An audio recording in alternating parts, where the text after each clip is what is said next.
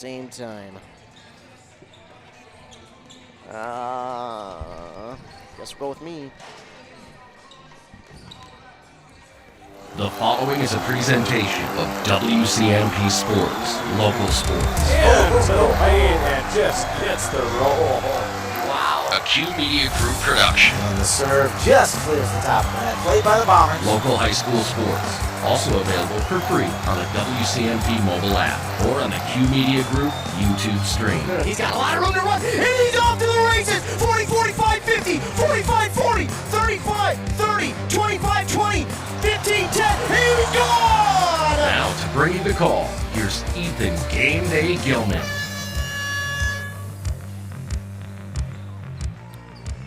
And good evening, ladies and gentlemen, and welcome inside North Branch High School for tonight's Mississippi 8 conference matchup between the North Branch Vikings and the visiting Cambridge-Isanti Blue Jackets. Once again, good evening, everybody. I am Ethan Game Day Gilman. I have a special guest here joining me this evening. It is Tyler Gustafson. Tyler, how's it going here tonight? Oh, it's fantastic. It's fun to get out to these games. It's a good battle here tonight between two teams that are trying to kind of find some sort of rhythm here in the Mississippi 8. I'm excited for some high school hoops. Yeah, it's going to be a good game here tonight. These two teams battling not the records they would have liked to have had at this point of the season, but you can only go up from here, these two teams. You got one team that is fairly young in Cambridge-Isanti. You've got North Branch, who does have some seniors on their squad, but they are relatively inexperienced as well. So two teams that have a little bit of inexperience with themselves, but they are only growing. And you've got North Branch with a new head coach, Cambridge-Isanti. Not a new head coach. They have had the same coach for a long time, Hall of Famer, and everyone knows who that is. But before we go too far, I want to take this moment to give a huge shout-out to all of our fine sponsors because, well, if they didn't sponsor this broadcast, we wouldn't be able to come out here and call any of these games. We also wouldn't be able to bring you any of these games for free. So with that, we're going to go ahead and hear a word from our fine sponsors. When we come back, we'll have more in the Here's the Pitch pregame show as well as our A&W hometown handoff, so stay tuned after a word from our fine sponsors here on Anthem Country WCMP. The Classic Edge HDX from Center Boiler is the outdoor wood furnace for you. This furnace can heat anything, your house, shop, greenhouse, even a pool, all with one Classic Edge HDX. The Firestar combustion control takes all the worry and guesswork out of wood heating. It automatically controls combustion for highest efficiency with any kind of firewood, and you can remotely monitor the furnace from anywhere. Northland Boiler Sales, your local central boiler sales dealer. Visit northlandboilersales.com. How do you want to be celebrated? A church service, a celebration of life in a chapel, maybe even cremation with an outdoor gathering.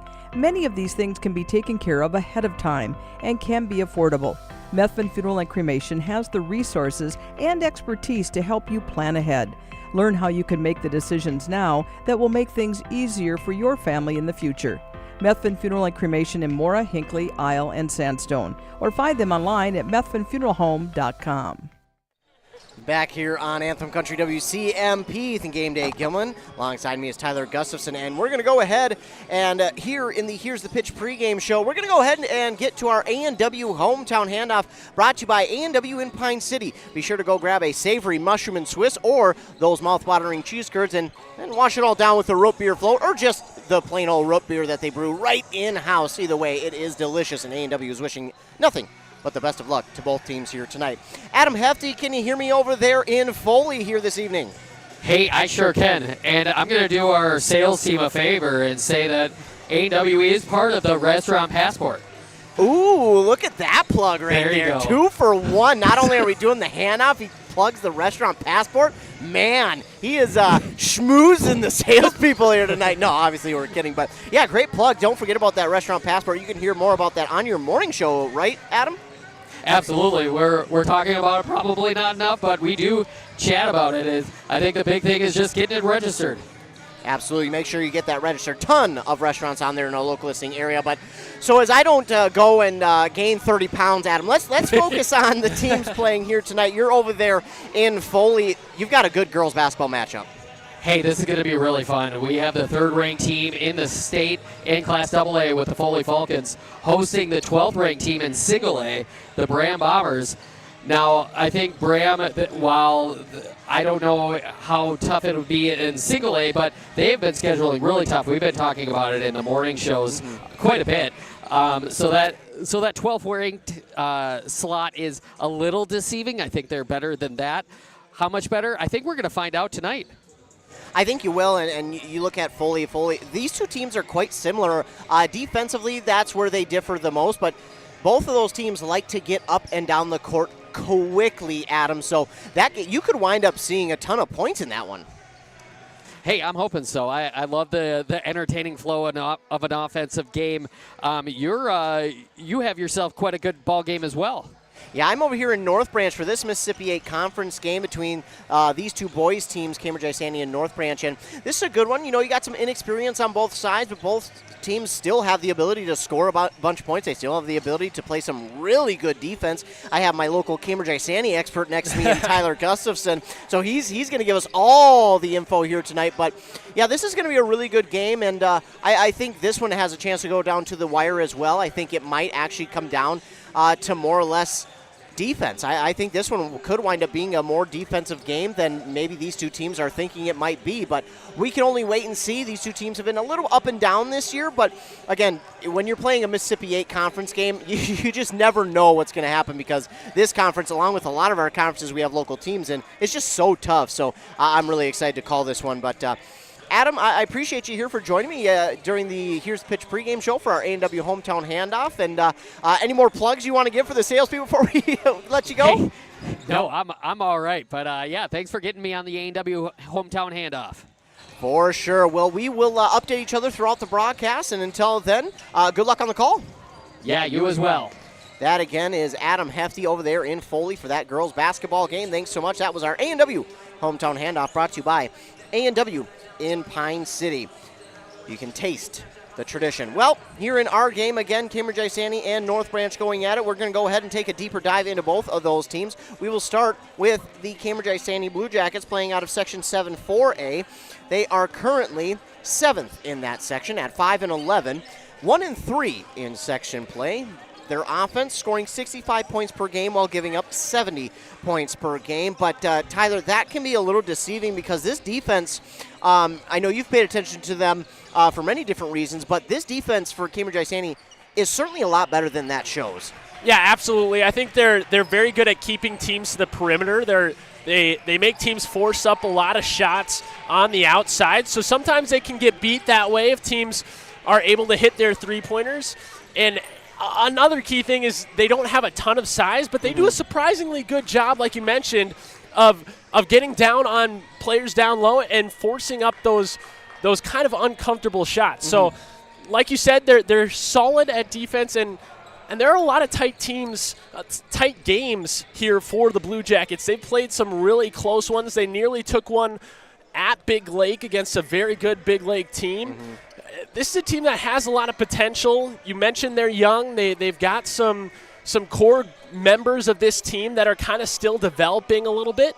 But this is a team that can certainly do some damage. And we talked about it before the broadcast, but we can expect some things from this team going down the line, especially looking towards next season. But even towards the end of this season and going into section playoffs, I think they could make some noise with some potential big games. They really could. As we take a look at this section they're in, Blaine leads it as the number 1 seed, but then it's Andover and Anoka, and then Forest Lake round out the top 4. But you look at this section, Tyler, from the top 3, after that, it's anyone's section at this point. Forest Lake, Duluth East, Coon Rapids, Cambridge-Isanti, and Centennial all sub 500, and all score about the same. They all give up about the same. I mean, 4 through 8 is really anyone's seeding right now. Oh, absolutely. And we mentioned in the pregame, Ethan, that these two teams are two different types of teams. Cambridge has one of the most experienced head coaches in all of high school basketball.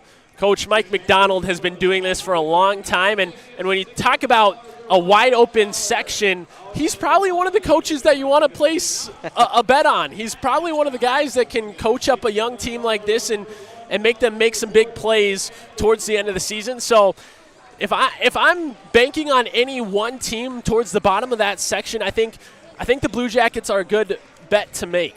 I would certainly agree, and you mentioned Mike McDonald. I mean, a Hall of Famer. His father was a Hall of Famer. He's got 2 sons who coach basketball, so the lineage just continues. But if we take a look at the schedule here so far for the Blue Jackets, taking a look at how this season has gone, you mentioned some of the close games, and we'll see some of those close games. But the season started out with a loss to Buffalo. That was a tough loss, but then they won over Coon Rapids. Before losing 2 in a row to Princeton and Anoka, they lost by 13 to Princeton, but that can also be deceiving because they played them real close at home not too long ago. And then I mentioned they fell to Anoka before beating St. Francis at home.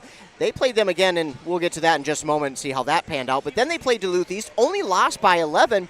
And you look at it before the Christmas break, a couple of games at where it's at a 10-13 mark, those are close games. I know double digits doesn't always seem like close games, but those are close games, especially when you're talking about Cambridge-Isanti. Yeah, absolutely.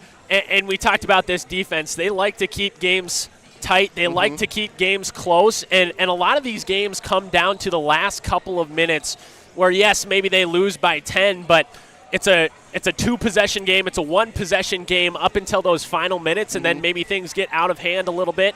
And maybe that has to do a little bit with their young age, but I think this is a team that can play any opponent tight. Like you mentioned, they played Princeton tight. They played Big Lake tight. This is a team that can really play a good game against anybody, and that's why we can expect some things from this young squad going into the final stretches of this season. Yeah, we can, and after that, they went into a Christmas tournament up at UMD where they beat Hermantown pretty handedly, then did fall to Forest Lake, his other son that he gets to coach against.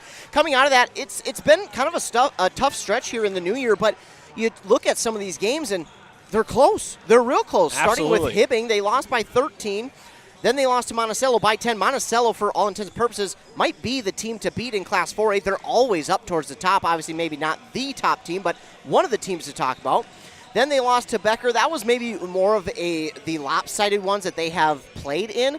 And then they lost to Elk River, another one that got a little bit more lopsided. Then they went to Chisago Lakes and were able to win in overtime. I tell you what, that Chisago Lakes team, also a team who was better than what their record shows. Yeah.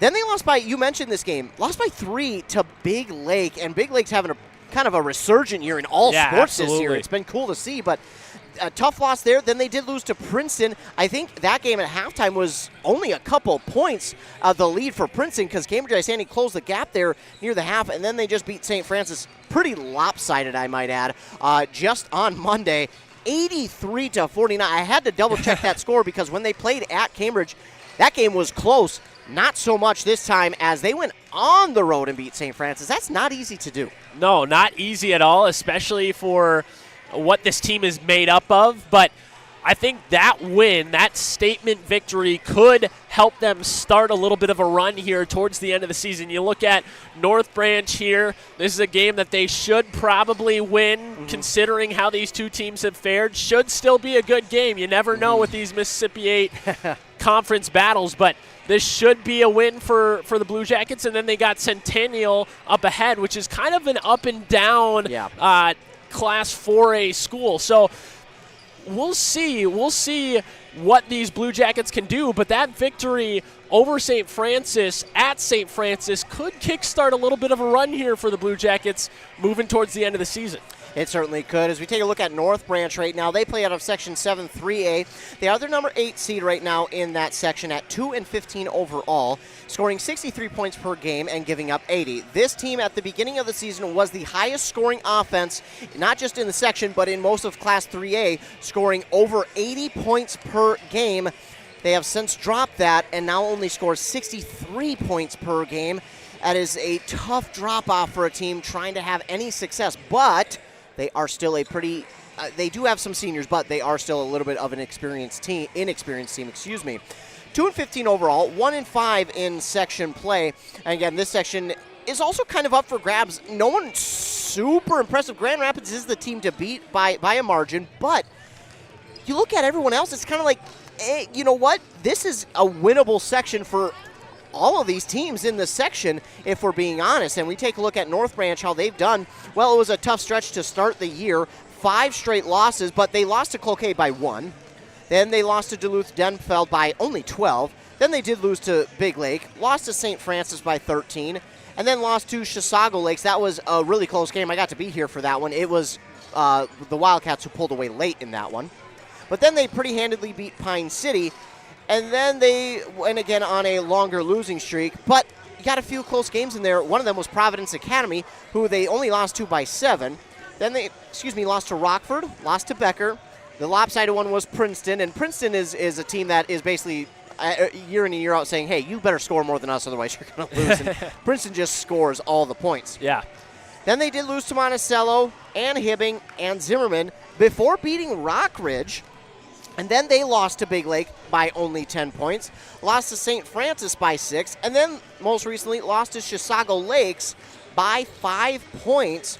I was at that game, and man, you look at some of these games, there's 3, 4, 5 games in there. They could all of a sudden be in the conversation for being right in the middle of this section and having a home game. So this team is right on the edge, kind of similar to Cambridge-Isanti, although they just haven't quite had that game that can kind of kickstart them like you mentioned. Absolutely. And this is a team that can score. You mentioned it before. They've had some games in the 80s, in the 70s. Like they can score quite a few points. It's going to come down to defense for North Branch. They've allowed 80 points per game. Now that number is kind of skewed because of that Princeton loss. But this is a team that needs to kind of lock down on defense. It'll be interesting to see how they play on the perimeters because Cambridge loves to shoot the 3 ball. So they're going to have to lock down on the perimeters and force the Blue Jackets to kind of beat them inside because Princeton does, or rather North Branch does have the height advantage in this matchup. They've got a couple of seniors that are in that 6'5" range that could be the difference makers in terms of battling inside. So they're going to try to force the Blue Jackets to get uncomfortable and have to work inside against them. Yeah, and I will tell you this, North Branch does try to play an aggressive defense, but sometimes they get into a little bit of foul trouble, and I think that's where some of these more lopsided games come from, is the fact that sometimes they get into a little bit of foul trouble, and all of a sudden now they're playing from behind, and they got to play a little more aggressive, or they got to step off on defense and tend to play a little more off than they'd like to defensively. So I think that's where some of it comes in. We didn't quite get to touch on playoffs, but we will as the game goes along. Playoffs are just around the corner. But that is going to do it for our Here's the Pitch pregame show. We're going to go ahead and hear word from our fine sponsors. When we return, we'll be set for tip-off here on Anthem Country WCMP. If you're going to stop and fuel up, you might as well stop at your Pine City Freeway Holiday Station store. And if you need a little something for that party, right now save on Pepsi 12 packs are 2 for $16. Firewood bundles get 3 for $26. Mix and match breakfast and lunch sandwiches are just 2 for $6. And don't forget, Food Network's Guy Fieri's Flavortown menu line, burritos, sandwiches, and churros. Fill up, load up, and save at your Pine City Freeway Holiday Station store today. The mushroom melt is back at A&W. How does this sound? Sautéed seasoned mushrooms and onions with melted Swiss cheese on your choice of a juicy burger or grilled chicken. Then add golden french fries and a medium soft drink. It's the mushroom melt and fries combo at A&W. Now, top it off with a classic A&W root beer float featuring vanilla soft serve and made fresh root beer, all in a frosty mug. Or how about the A&W root beer freeze? Signature combos and delicious treats always at your local A&W restaurant in Pine City. Here's the pitch. Here's the pitch in North Branch, the area's premier indoor batting cages and training facility. Coaches, when you need space that's air conditioned or heating with enough room to get in some team training, book Here's the Pitch. Fixing swings, catchers using the state-of-the-art machines, breaking in bats, whatever the team needs to dominate next season. Let Here's the Pitch elevate their game. Here's the Pitch in the North Branch Outlet Mall. ECE Fiber is built by your community for your community. Work, play, and stay connected to what matters most. We offer affordable home and business packages with no hidden fees and 24/7 support. ECE Fiber, easy to use, simple to set up. That's a cooperative difference. Visit orderecefiber.com. That's orderecefiber.com today. A&W Restaurant Pine City is still making fresh root beer. That signature item since 1919. It's still made fresh and on site with real cane sugar and a blend of secret ingredients. It doesn't get any better than this. Their world-renowned A&W root beer is a classic treat, and they can top it off with creamy vanilla soft serve to be known as the famous A&W root beer float. Now that's smooth, tasty, and refreshing. An American iconic A&W root beer float. It never tasted so good. A&W Restaurant Pine City. Come grab your root beer float today. Back here on Anthem Country 106.5 AM 1350 WCMP. Game day coming alongside me, Tyler Gustafson, the Blue Jacket expert here tonight. And we're going to get your starting lineups here. We'll begin with the Blue Jackets. Starting for them will be number 1, Jamison Eppel. Number 3, Lane Nelson. Number 4, Jack Roberts. Number 22, Peyton Copeland. And number 45, Eddie Lundeen. They are, of course, head coached by Mike McDonald. On the other side for the North Branch Vikings, it will be number 3, Andrew Carnes. Number 5, Ethan Thorson. Number 22, Tristan Johnson. Number 23, Vincent Dufek. And number 33, Jacob Knospel. Those are your starting lineups. And Tyler, we talked about some of the experience coming back for Cambridge-Isanti. Eppel may be one of the more experienced players on that squad. Yeah, absolutely. He's that senior leader for the Blue Jackets, and he's one of the guys that's going to score for this team. He's going to be the guy with the hot hand that the Blue Jackets are really going to rely upon, especially on the perimeters, but he can drive inside too. He's comfortable slashing, playing a couple of different roles. He can be the point guard. He can be the shooting guard. He'll kind of do whatever McDonald needs him to do, and this Blue Jackets team will rely upon him quite a bit. Well, certainly, and this is kind of a interesting battle because you've got a few football players on both teams, but you've got, I think, a little more athleticism on the side of Cambridge-Isanti, while you've got a little bit more beef on the side of North Branch. So I think that's the big difference here this evening. North Branch will be in their all-red unis, the white numbers and letters outlined in black, the white stripe down the side of the jersey in short. Cambridge-Isanti in the all-white, the blue letters and numbers, the blue checkered down the side of the jersey and short as well. Carnes and Thorson at center court. This tip-off is going to be won by the Vikings, so they will start with it. And here goes Carnes. He'll bring it up the court, past the timeline. He'll give to the far side, give to Thorson. Thorson will give on this near side. Here's Dufek in the corner. He'll give now to Thorson. Thorson on the elbow, trying to get around Lundeen.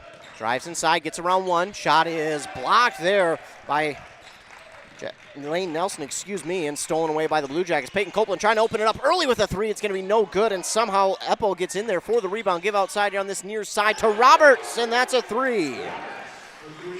North Branch can't allow the Blue Jackets to get those offensive boards, because if the Blue Jackets get more chances like that, they'll be making three-pointers all night long. That is one thing that I'm glad you pointed out, because, yeah, you give them second chance or even third chance opportunities, they're going to capitalize on them. Meanwhile, here's a missed shot. It's going to be rebounded by the Blue Jackets. I believe that was Nelson who got the rebound. It was swatted out to him. Now Copeland, now to Roberts, now to Lundeen. Lundeen on the near side elbow, being patient with it, looking underneath. Oh, and how do you let him open like that? Jack Roberts underneath for two. Yeah, just a nice cut there for Roberts, wide open by the block. Easy bucket for the Blue Jackets. Tristan Johnson tried to come up the court quickly, but Nelson was there. He had it knocked out of his hands and still knocked out, and Lundeen's going to get the steal. Lundeen will give it up now to Roberts again on this near side. Oh, he got the defender to look the other way. The three is going to be no good, and pulled in by Carnes on the rebound. Carnes will bring it back up the other way. Gives to Johnson on the far side. Johnson to a cutting Carnes. Carnes wait for the defender to get by. He missed the shot, but he's fouled, and he'll go to line and shoot two. That'll be on Roberts, his first, team's first. And Carnes will go to line to shoot two. So obviously you went to Cambridge-Isanti. Tyler, you know this team. You know a lot of people there, but there's a little bit of a familiar feel to the Blue Jacket squad, because your brother is a part of this squad, and he'll see a good amount of time here tonight. Yeah, my brother Trey Gustafson, a freshman this year, getting quite a bit of minutes off the bench. He's kind of that sixth man for the Blue Jackets right now. So it'll be interesting to see how he does tonight, but it's fun to be out here and calling one of his games. Meanwhile, the two rebounds, one for two for Carnes, and then Knospel got the rebound and put it back up and in for two. So now 5-3, Jack Roberts the other way, trying to go for a layup. This shot is going to be off the mark, and Carnes, well, I mean, you may not like it. He did get the rebound, and then as he was going out of bounds, threw it off of the defender. Now, again, you may not like it if you're a Cambridge fan, but it is the smart play there. Absolutely. Smart play, able to keep possession with the Vikings. This one going to be knocked out on the inbound to Thorson. That's knocked out by Eppel, and Thorson, that should be a good battle, although Eppel does give up a few inches to Thorson. That's probably the best matchup against Thorson. That's going to be a fun one to watch all night. Meanwhile, up the court, they do find Thorson. Thorson open on this near side, but he's blocked right away. Then to the far side, Lundin is going to get another steal, and they try to bring it up the court, and it's going to be knocked out of bounds. Eppel lost it, and it will go back to North Branch. And we've unfortunately, for Cambridge-Isanti, we've seen that a little too often this year where they get something going offensively, they get into a transition offense, and then all of a sudden a turnover happens. And that's going to be a takeaway. Nice job there by Copeland, and then Lundin left it short. Tristan Johnson almost got the rebound, but he was out of bounds. So Copeland, he gets the steal. He throws it back into play, and Lundin grabbed it, and then underneath missing the shot. Again, they left it short, but Cambridge-Isanti will still hold on to it as it was a North Branch player who stepped out of bounds. Jack Roberts will get the inbound back out to Lundin. Now a three from Eppel, and that's going to come up short. You don't see that too often, but Lane Nelson right there for the rebound, put back for two. Yeah, perfect placement there for Nelson. That shot from Eppel missed everything, but Nelson just in the right spot to take it up. Thorson up the court, he was open, and then great job by Nelson to set up in the correct spot and not draw the foul. Lundin with the rebound on this near side. Copeland for three, and that's going to be off the mark, and Tristan Johnson will grab it here for North Branch. North Branch trying to match the pace here of Cambridge-Isanti early. That's something that's hard to do, Tyler. Cambridge-Isanti, they like to move quick.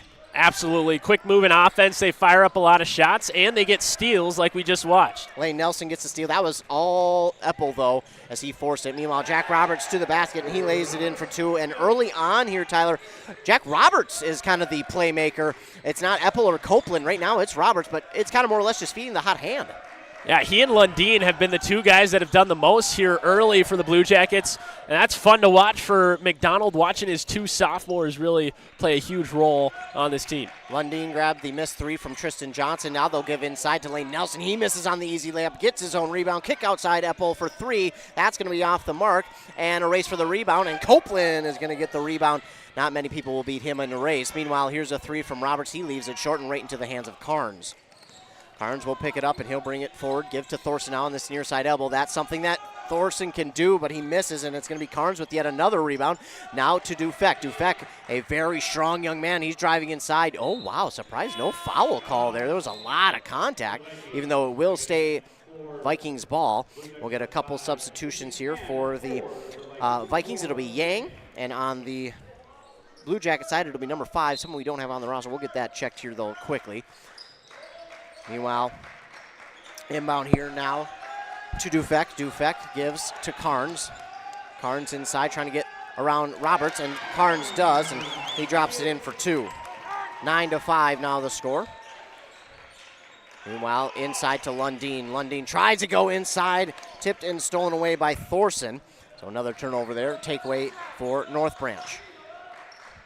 Inside to Knospel. Knospel, not much of an impact yet. He's a guy who he can do it from many different angles. Meanwhile, here's a three, and Yang hits it from long range.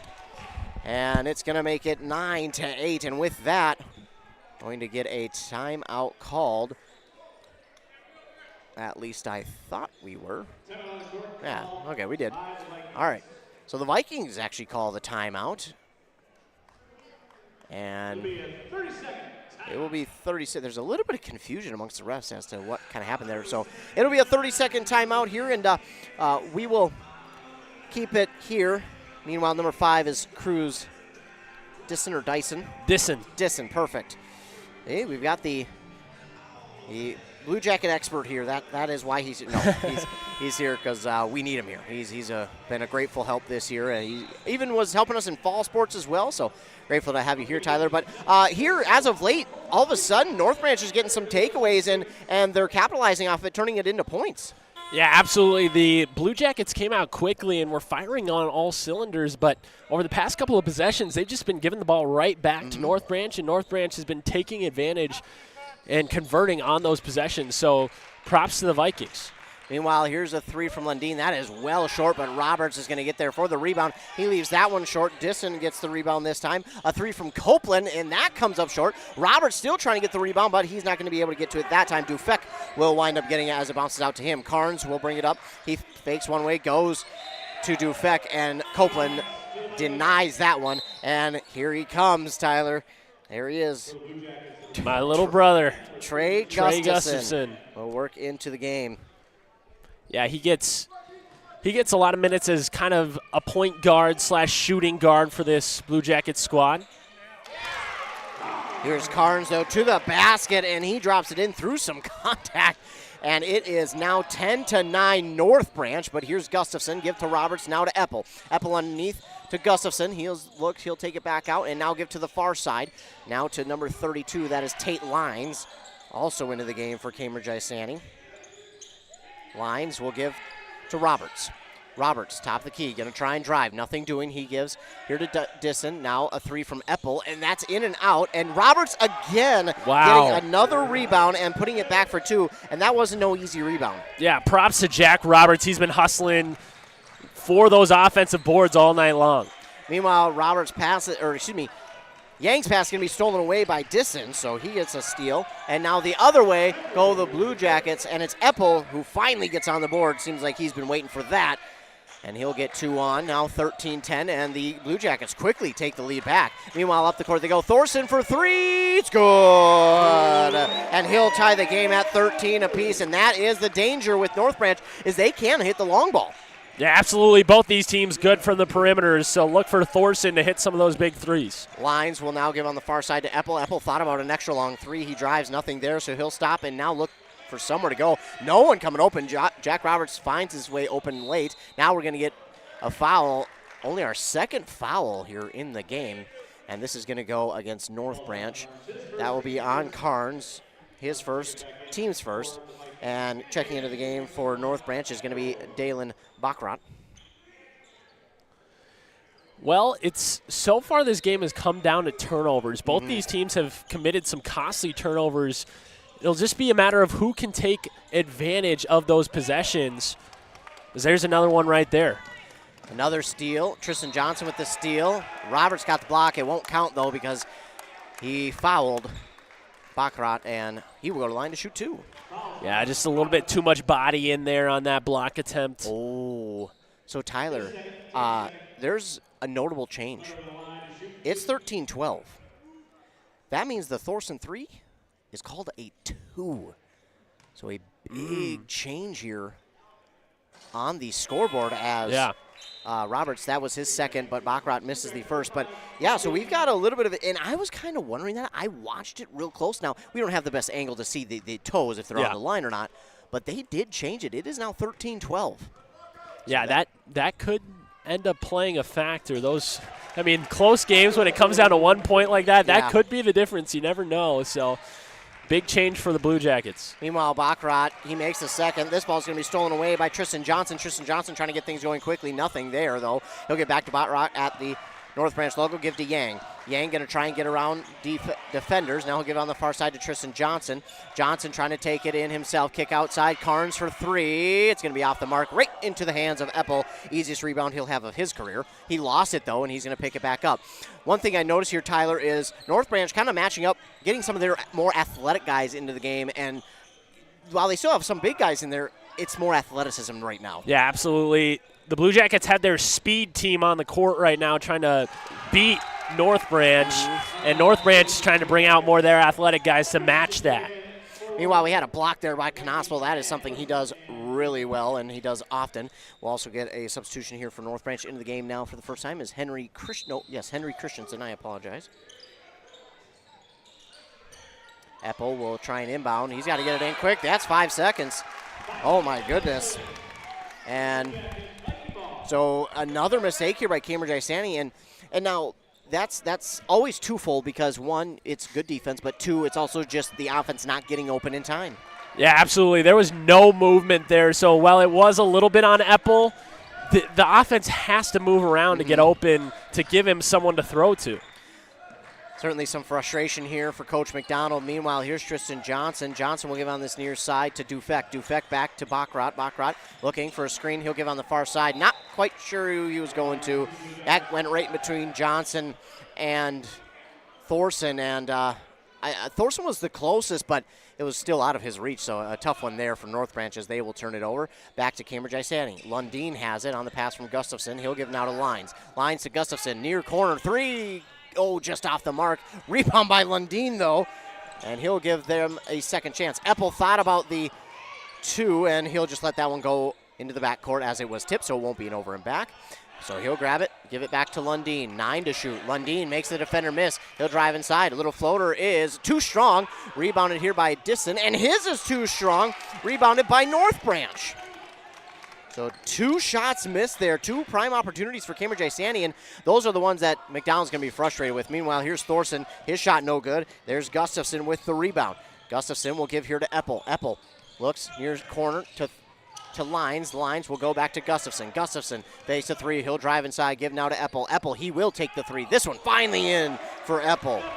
Yeah, and the Blue Jackets need Jamison Eppel to get going here. He's, as I mentioned before the game, the primary scorer for this team, so he's got to make some of those 3-point buckets. Gustafson nearly with the steal there on the pass, but just went through his hands, so North Branch will hold on to it. Baccarat has it. He gives to Thorson. Thorson, hey, Gustafson giving up some inches, but he is strong defending there, and now we're going to get a late foul here on Disson.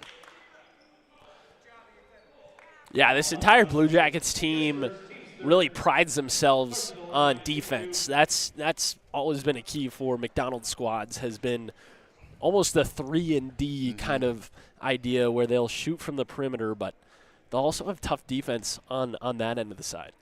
Meanwhile, Thorson's at the line to shoot 2. First one is no good. They did get that one on Gustafson, so that's a late whistle on Gustafson. Thought it was going to be on Disson, but no, they call it on Gustafson, so a little bit of a late whistle there for that one. Not quite sure that may have been the correct call, but that is what they will stick with. So 3 team fouls now for Cambridge-Isanti. That's the first for Gustafson. Thorson missing the first. Here's his second. That one, it's going to be in and out, and then the rebound almost put up for 2 by Cambridge-Isanti, but Nelson brings it in. That would have been, you talk about a coach getting upset. I think that would have sent McDonald through the roof possibly. This shot no good, and Lines is going to wind up somehow getting a rebound after it pins balls through a couple of different hands. Lines trying to go baseline to Lundeen, and then Lundeen, I don't know if he meant to, it works out, but he threw it off of Dufek out of bounds. Again, I don't know if he necessarily meant to do that, but it works. Yeah, no, it might have been his idea. He was falling out of bounds. Yeah. It wasn't really an open pass. I'm not sure, but it works out either way for Cambridge-Isanti. Copeland will inbound to Gustafson. Now over to Lines. Lines to Lundeen. Lundeen, he'll take a glance at the defense. He'll try and drive inside. Give outside Gustafson. Sidestep 3. Just off the mark. And a rebound there for Knospel. And Copeland wanted it, but he had to pull back. He would have gotten a foul had he went any more for it. Now Carnes and Copeland battling. Copeland, he might be a running back for this Cambridge-Isanti team. That doesn't mean he won't get in your face. So he is a strong kid. And meanwhile, here's Knospel. You talk about a strong kid. There's one of these strong kids, but he loses it, and Copeland's going to come up with a steal. So Copeland gives now to Lundeen. Lundeen wanted to go to Gustafson. That just wasn't open. Now he'll go near side to Lines. Now to Copeland. Copeland wants the 3. He's going to instead drive. He'll stop, get back outside Lundeen. Lundeen, he'll look to drive. Give to Lane Nelson, and he puts it in for 2 off the high glass. Yeah, solid post moves there by Nelson, able to cut inside, able to get down by the block and make a nice bucket off the glass. Meanwhile, deep pass up to Carnes. He almost had the edge, and now Thorson for 3. It's just off the mark, and Nelson, a really good grab on the rebound there. He leads the team now with 5. Gustafson, hand to Copeland. Copeland underneath to Nelson. He didn't grab that cleanly, but he still pulls it in time to put it in for 2, 20-13. Cambridge-Isanti has all of a sudden pulled out a 7-point lead, and it looks like their offense starting to flow the right way. Meanwhile, Lundeen nearly draws a steal. Knospel gets it back to the basket. He drops it in for 2. Really good concentration there by Knospel to go and get that one. And when you're that big, well, a lot of people just tend to get out of the way. Yeah. Meanwhile, here's a pass underneath to Copeland. He wanted to go back door, nothing there. Oh, the hook pass over to Gustafson for 3! There we go. Well, the fancy pass, and then Gustafson paid it off with 3. Had to be a highlight reel. Pass underneath. Copeland, like a free safety, steps in front of that one. Gets the steal. It's 23-15. Pass on this near side. Gustafson again for 3. That's going to go long and right into the hands of Thorson on the rebound. Thorson gives to Carnes. Up the court to Dufek. Dufek on the far side. He wants a 3. This just off the mark, and it is rebounded by Lyons. It's just a perimeter battle right now. Both teams throwing up the three-pointers right now. The Blue Jackets kind of winning that battle, though. Underneath to Nelson. Nelson short on that rebound and tries to get it back in, but Dufek is going to pull it in. Meanwhile, here comes Carnes trying to get around Lyons. He lost his dribble, almost lost it again. Gets around, bumping bodies, and we're going to get a foul here on Lyons, it looks like. So Lyons will pick up his first, team's 4th. And this will just be an inbound for North Branch. Yang will check into the game for Tristan Johnson. 2 in, 2 out for Cambridge. Lundeen, it looks like 3. Lundeen, looks like Lyons, and Nelson out. In comes Disson. Can't quite see the other numbers. Jack Roberts and Eppel into the game for Cambridge-Isanti. Lob pass into, well, they tried to get to Thorson, but Gustafson's going to get the steal. And then he kind of hit his own leg and lost it, but Roberts is there to help him out and grab it and put it back up and in for 2. Yeah, credit to Yang there for North Branch. Nearly took it away from Gustafson on the fast break, but Roberts was in the perfect spot to take that right back for the Blue Jackets. Speaking about taking it right back, here's Copeland. If that goes in, you got to be kidding. No, it did not. Well, still a nice steal. Still a fancy shot, but Knospel is going to get the rebound. Up the court goes Dufek. He gives, oh, it's Copeland again. Another steal. Gustafson, a wide open 2. And those are the types of play, if you're North Branch, are not only frustrating, but just can't happen. You can't have those types of plays. Yeah, absolutely. North Branch kind of struggling now in transition, giving the ball back to the Blue Jackets quite a bit here. Meanwhile, here's Carnes. He battles underneath and gets one to fall. Quick give to Gustafson. A long 2 rather, is going to be no good. Knospel with the rebound. And now he'll give over to Carnes. Carnes to Dufek. Dufek on the far side, gives it Knospel. Oh, he just couldn't pull it in cleanly. Roberts with the steal. Up to Gustafson. Gustafson absorbing the contact, can't quite drop it in, but Roberts again is right there for the rebound to help him push it back for 2. 29-17. And I will say, Gustafson, I've seen a few games for Cambridge-Isanti. There's just no fear with that young man. Meanwhile, here's Knospel on the other end, draws the foul, plus the and 1. Yeah, solid job inside for Knospel. He's kind of been the go-to guy here tonight in the paint for the Vikings, and he's going to be one of those guys that they need to rely upon. They got to beat the Blue Jackets inside. I talked about it. They're bigger. They've got the size on Cambridge-Isanti. They just got to utilize that size. You mentioned Gustafson working fearlessly. He's not the biggest guy. He's maybe like 5'8", 5'9", but he'll drive inside and try to take anything he can. So credit to him on that side of the ball. He's been fearless. Like I mentioned, I watched him a couple games, and there have been plenty of times where he has driven inside. He is not afraid. Meanwhile, here's a miss from Eppel. I don't know where he came from. He definitely hit a portal to get there. Lyons with the rebound. Roberts gets fouled, and that was a pretty clear one, unfortunately, on North Branch, and that's going to go against Yang. It'll be his first, team's second. It will be an inbound for Cambridge-Isanti, but you mentioned it. Knospel has been the guy to go to, and I think they, like you mentioned, got to start working it inside to him. Even Thorson, too. Those 2 guys, those are your big guys. Just start getting them the ball, and even if you draw more fouls. Meanwhile, and it is a Disson 2 plus the and 1. This will be the 3rd team foul here on North Branch. This will be on Christensen, his first. So now Disson has a chance for the 3-point play. This one is good. It rattles in. So Disson makes the 3-point play, and it's 32-20. And this is still anybody's game with 4:06 to go here in the first half. This ball lost by Christensen, but he gets it back from Eppel. It was tipped. Baccarat got it back. Baccarat give on this near side to Yang. Yang, it's 4-on-4, Roberts versus Yang. Meanwhile, it's tipped out and stolen away by Lyons. Lyons will bring it forward. Euro step, kick out Peyton Copeland. Copeland in the face of a defender. 3! Tough 3 ball there. Like you mentioned, right in the face of the defender. Copeland, no fear, puts it up and able to make a big 3-point play. So now I think we've got a foul after the shot, and they were. I think maybe they were questioning whether that was a three-pointer. Okay. And the official on that side was saying yes, it was indeed a three-pointer. But well, remember they did take one away from Thorson earlier. It was a 3 initially on the board. Then they said no, it was his foot was on the line. It was only a 2. So I like the fact that they're at least checking and they're making sure. So meanwhile, here's Eppel with a steal for Cambridge-Isanti. He's the only guy on their team right now who didn't have a steal. Yeah. Now he has one. A 3 again from Copeland. Same spot as last one. That one's going to be no good. Roberts goes up, gets the rebound, and draws the foul. And he'll go to the line and shoot 2. This will be the 4th team foul, the first on Knospel, and Roberts to shoot 2. Well, I've been very impressed by Jack Roberts here tonight.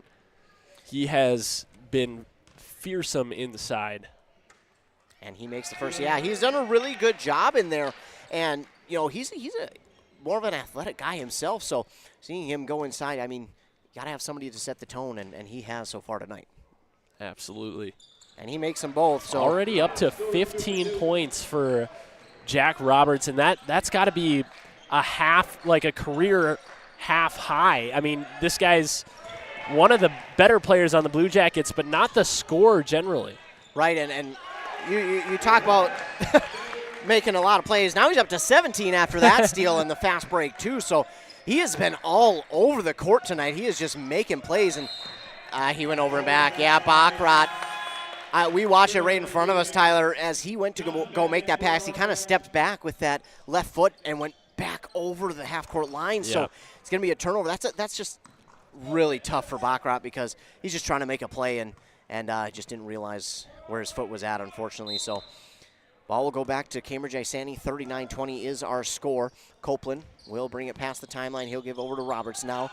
Here to Lines. Lines will pause. Now give over to Eppel. Eppel thought about the long 3 and said he'll drive. Give on this near side. Copeland. Copeland holds it low. Waiting patiently. Gets around Thorson. Nice move inside. Hesitation. Drops it in for 2. Athletic move there from Copeland. I mean, that's a tough jumper with a guy in your face able to get above him and throw it up off the glass. Credit to Copeland. Here's Knospel inside, and that, if you're North Branch, you're like, more of that, please. Yeah, he's been phenomenal tonight. One of the bright spots for this Vikings squad on offense. He continues to work. No doubt, as Lines gives over to Eppel for 3, and he will miss that one. Thorson almost got the rebound. It'll wind up finding its way to Knospel, and now Yang will take it up the court. Yang, he'll give over to Knospel, now to Tristan Johnson. Tristan will look, and he'll give inside to Knospel, although there's that man again, Roberts. Roberts, kick to Disson. Oh, and he left it short, but there's Eppel, and he'll drop it in for 2. And we talked about it a little bit earlier, Tyler. They are giving themselves second and third chance scoring opportunities. That's really been the difference.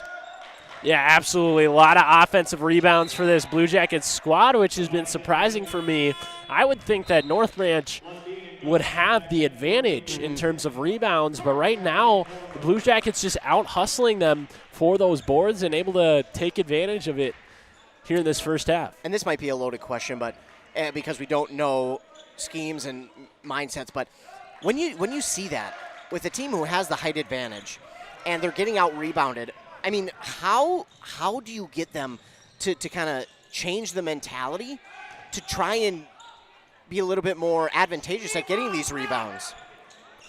Yeah, I mean, it's all about coaching philosophy and whether the players are really bought in or not.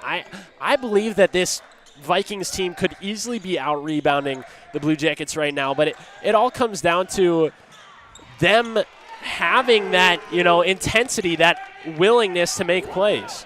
Meanwhile, we got a lot of scoring to talk about. Gustafson hit just a 2 right now, but Peyton Copeland hit a 3 before that. And then on the other side, it was Knospel hitting a 2 himself. So 48-24.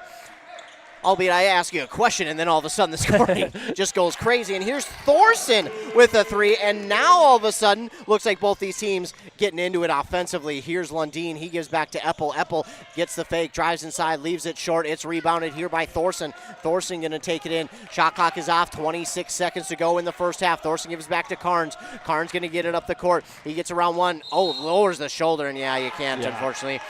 You can't do that. And although I can understand where Vikings fans are coming from, because I could see where you'd say, he leaned into that a little bit. He did jump backwards a little bit with that one on the contact. For sure. But I think it was the lowering of the shoulder, and the defender was there. Yeah, absolutely. And that's half the battle is what's your body language telling the officials? You know, what's your body language saying about what you're trying to do? And it looked like there he was trying to move inside on the defender and just put too much of the body into him. Meanwhile, little to shoot, but here's Copeland with 3 seconds left. Another 3 for Copeland. Well, he didn't get on the board till late in this half, and they're not going to even count the half-court heat because they'll say the buzzer sounded before it. But that is going to do it for our first half of action. Wow, the last 2 minutes were just non-stop. And I tell you what, I'm going to catch my breath. Tyler's going to catch his breath with me, and we're going to go and take a word from our fine sponsors is how you'd say it. But that will do it for the first half of action. The Blue Jackets lead on that Embrace Orthodontics scoreboard, 51-27. Embrace Orthodontics has 3 locations, Pine City, Lindstrom, and Cambridge. Plus, they will leave you with a smile you'll embrace forever. Be sure to stay tuned after word from our fine sponsors as we will come back for our halftime show brought to you by Holmes Auto Body and Glass in Mora. Are you tired of spending your weekends on yard work? Central Outdoor Services in Pine City is your complete solution for all things outdoors. From perfectly manicured lawns to stunning landscaping and patio installations, we've got you covered. Need a boulder wall, some light dirt work, a fire pit, or even reliable snow removal in the winter? We do that too. Central Outdoor Services is here to give you back your free time so you can enjoy your yard instead of working on it. Visit centraloutdoormn.com to learn more or give us a call today. In service to one, in service to all, for over 100 years, the Pine City Knights of Columbus has donated thousands of dollars and volunteered countless hours to many great programs in the Pine City community. Stay tuned for more information about their upcoming events. They need your support at these events to help raise funds for the continued support of these programs. Are you looking for the perfect way to promote your business? Custom apparel's the answer, and tdealers.com makes it easy. Let's build your brand together. From the design stage to production, we are on your team to create gear that gets noticed. Whether you're building a brand or repping your business, we got your back. High quality merch, fast turnaround, and no stress. So go to tdealers.com and check out our winter sweatshirt special. Finding that missing shin guard. Remembering whether it's a home or away game. Getting the right kid to the right playing field on the right day. Why are simple things sometimes so complicated? Thankfully, with auto owners, insurance doesn't have to be one of them. We work with independent agents who keep insurance simple so you can worry about more important things, like not being that fan. Oh, come on, ref! That's simple human sense. Your local auto owner's agent is Pine Insurance Agency. Visit them at pineagency.us today. pineagency.us. Hey there, Brad from Lee's Pro Shop here. Are you ready to show off that school pride? Lee's Pro Shop is your official letter jacket supplier, and we're here to help you celebrate every touchdown, goal, and win. We got everything you need to create a perfect letter jacket that tells your story. And for a limited time, when you come in and mention this radio ad, you get $10 off your letter jacket. That's right, $10 off. So come in, let's start to tell your story. Lee's Pro Shop, where the passion for sports begins. When Minnesota winter hits hard, you want a heating expert who gets central Minnesota. That's Dale's Heating and Appliance, your hometown pros for furnaces, repairs, and smart upgrades that keep your home warm without burning cash. Locally owned, trusted for decades. Fast, honest service from people who live where you live. Stay warm, Minnesota. Dale's Heating and Appliance, the local heating experts who've got you covered. Visit dalesheatingandappliance.com to set up your consultation today. Arrow Building Center in Siren is your leading name throughout the Midwest with trusted brands for your building supplies and services. Arrow Building Center has been providing contractors, homeowners, and do-it-yourselfers with quality products and expert service for all projects, big and small, for many decades. No matter the size of your next project, Arrow Building Center is at your service. And don't forget, free, yes, free delivery, always. Stop on by Arrow Building Center in Siren, conveniently located off Highway 70, or visit them online at abc-clc.com. Back here on WCMP Anthem Country 106.5 FM AM 1350, Game Day Gilman alongside me, Tyler Gustafson. We're here at the Holmes Auto Body and Glass halftime show. Holmes Auto Body and Glass in Mora has state-of-the-art facilities and over 44 years of experience getting vehicles back on the road. So at the halftime, the score sees the Blue Jackets lead over North Branch 51-27. And we'll go ahead and quick take a look at some of the first half stats. They're leading the way for Cambridge-Isanti was Jack Roberts, 17 points. Copeland, although he had those points in what felt like the last 3 minutes, he had 11 second on the team. Then 7 for both Eppel and Gustafson, 6 for Nelson, 3 for Cruz Disson. They had, this was a little surprising. This is not even including turnovers. Just alone in steals, they had 16 steals, plus the 1 block from Nelson, and they only had 5 team fouls. On the other side for the Vikings, leading the way was Knoxville, the guy who we mentioned was kind of their key guy. He had 11 points. Carnes had 7. Thorson had 5, 3 for Yang and 1 for Baccarat. They had 3 steals, 1 block, and 5 team fouls. So on paper, quite obviously the advantage Cambridge-Isanti just in steals alone. Yeah, no, their defense played phenomenally. We talked about them being a defensive-minded team earlier in the game. This is a squad that prides themselves on hustle. They pride themselves on being able to attack on the defensive end, force those bad passes, and be able to take the ball away time and time again. And there was a little bit of a lull midway through the first half where they started giving up the ball a little bit to the Vikings, but then they were able to kind of regain the energy. They got on a little bit of a run, and through that they were able to grab all those steals and get those points in transition, and the Vikings just couldn't catch up. They couldn't keep up. They weren't able to force the same type of turnovers, and they weren't able to really stop the bleeding, so to say, towards the end of that first half. So this Cambridge team, impressive the way that they came out on the defensive end, and I think that's really been the key to their success. Yes, they have 51 points, but 16 steals is just an incredible number. Yeah, it is, and that's been the main reason why Cambridge-Isanti was able to go on that run, because we've seen the turnovers start to happen, then all of a sudden their offense kind of got settled in, and there came the run. But give credit to North Branch, because right at the end of the half, just as it looked like, okay, this is going to get really lopsided really quick, North Branch started to get the offense going a little bit more, and we've seen a 3, then went a 2, and then another 2, and they just missed the halftime heave, but they got stuff going, and I think that's so important for a team, especially before half. When Cambridge went on, I don't even know the certain number of the run that they went on, but it was fairly lopsided, the run, and then all of a sudden you see 4, 5, 6 points scored before half for North Branch. So they've got a little bit of something working for them here going into the halftime period that they've got to use that as momentum in the second half. Yeah, absolutely. I think the key here is going to be slowing down the ball a little bit. You don't have to try to force it up court right away if you're the Vikings. You gotta kind of just take a breath if you're the ball handler. You got to take a breath. You can't just be looking to get rid of the ball right away, because that's what the Blue Jackets have jumped on, is when ball handlers are getting a little bit antsy and they're looking for a pass, and the Jackets kind of smell that out and are able to jump on that pass and take it away. That's been 90% of the Blue Jackets steals have came off of those errant passes that the Vikings probably could have avoided if they had just slowed things down a little bit. So I expect them to slow things down, maybe play a little bit more post basketball like we talked. Use your big man Knoxville inside. He's already been successful. Just keep giving him the ball, letting him drive against the smaller Blue Jackets squad. Yeah, it's going to be an uphill battle. You might need to take some three-pointers as well, but I think the key to the game is just slowing things down if you're the Vikings. Well, then the more you work that ball inside to Knoxville, you're going to free up guys on the outside, like Thorson, who hit a big three there. That was one of their only threes they hit. Yang hit one as well. But the more you work that ball inside to Knoxville, the more the defense is going to be forced to crash to defend him, and that's going to open up at least someone else on the perimeter. So I got to imagine that would be the case here in this second half, and I do agree with you. I think slowing it down a little bit here from North Branch is going to be key, although that seems counterproductive.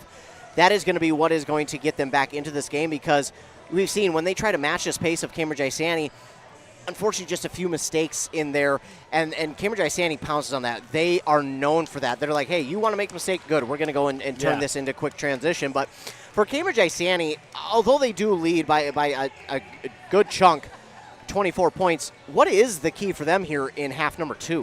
Well, yeah, the key is just to continue to stay home and do what you do well, and that is to force the Vikings to try to keep up with your tempo. Like you mentioned, the Vikings just can't play at the speed that the Blue Jackets play at, and if they try to, the Blue Jackets are able to take advantage. So I think the key is just keep doing what you're doing if you're the Jackets. Keep forcing them to move quickly. Make the 3-point shots like they have, and you'll find a lot of success that way if you're the Blue Jackets. Well, certainly, and again, a little bit lopsided towards the end of that half, but still some really good action in the last minute and a half by both of these teams, as they both got a little bit of momentum on their sides. Well, before we go to our final break before the end of halftime, got an update from over there in Cambridge. The girls leading North Branch over there in Cambridge at the half, 23-11. So they're trying to add yet another win to their season. They, for their first win, beat Chisago Lakes in that doubleheader, in which both Isanti teams won. So we are going to go ahead. That'll do it for our Holmes Auto Body and Glass halftime, brought to you by Holmes Auto Body and Glass in Mora. And in fact, looks like both teams are ready. So I'll tell you what, we will keep it here.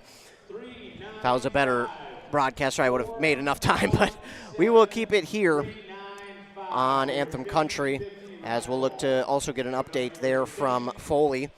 Pretty close game there at half. Foley leads 29-26 over Bram, so that a close game over there in Foley. That's been a good game there as well. So thanks to Adam Hefty over in Foley and Chris Gable over there at Cambridge-Isanti for giving us updates on those games. But meanwhile, we are ready to start half number 2. It will be Cambridge-Isanti who starts the second half with the ball. 51-27 is their lead on that Embrace Orthodontics scoreboard. Embrace Orthodontics are committed to providing world-class orthodontic care in a friendly and comfortable atmosphere. You can start today at embracemn.com. Here's Copeland. He'll start with it, and he'll give inside now to Nelson. Now over to Lundeen. Lundeen will stop, give to Roberts, and, well, no surprise that Roberts has it, but that's a surprise that Copeland's that wide open, and he missed, but Lundeen is there for the rebound. And he'll now give to Roberts again. Copeland, second chance, good. Yeah, you can't allow those offensive boards if you're the Vikings. That's going to kill any type of comeback you want to build here in the second half. Well, and that's another thing, too, that kind of really hurt the Vikings, was the fact that Cambridge-Isanti got a ton of second and third chance opportunities. And sometimes it wasn't even second and third. It was third and fourth and fifth opportunities. So, meanwhile, on the rebound, Carnes did get the rebound. Oh, I guess it won't count because he picked up a foul. I'm not sure where the foul came from. I think a lot of people are surprised that he got the foul there. That looked like a pretty clean rebound, but either way, Blue Jackets will get it back. Nelson inside to Lundeen to Roberts. Roberts will give behind to Eppel. That shot's going to be no good, and Lundeen, yes, he did. He got it back into Copeland. What a great play there by Lundeen, and he tries to give inside to Nelson. Nelson pulls it down, gives to Roberts, and Roberts to the basket for another 2. Nice pass there from Nelson and a good cut by Roberts. He's been phenomenal all night long. Jack Roberts having a little bit of a breakout game here tonight. And if you're North Branch, I mean, it just pours on them a little bit here as we see they work it inside to Knoxville, and just like you talked about, they need to get that ball inside more to him. And although that possession was a little bit quicker, you could tell they were a little bit more patient. Absolutely, and when they are patient, things have opened up. That's just, they need to slow things down time and time again. Tristan Johnson trying to get the steal, but he's going to be fouled, and almost a tackle there by Lundeen.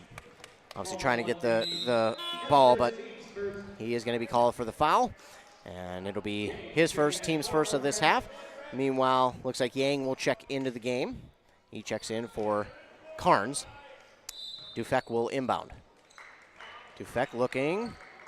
He's going to find Thorson. Thorson up over Copeland, and there's that height advantage that we talked about, and they certainly have to capitalize on that a lot more than they did in the first half. Meanwhile, Dufek, well, you can't do that. Meanwhile, here's Eppel on the transition offense for 2. So Lundin got the steal and then gave up to Eppel. He drops it in for 2. It's 58-29. Thorson, the short pull-up 2, no good. Gets the rebound, puts it back for 2. What do you think about that? As that was a little bit quicker, but he had the open shot. Yeah, no, good find there by the Vikings. They're doing a little bit better on the inside, and we talked about that being a key. The inside basketball for the Vikings has created success. Meanwhile, a nice rebound here for Thorson as he got it from Roberts, and this ball going to be lost out of bounds. Going to say last touch by Cambridge-Isanti. Lundin can't believe it. I know it was too close for us to call. There's no way we would have been able to see that one cleanly. View there. So North Branch will get set to inbound. 58-31 is our score.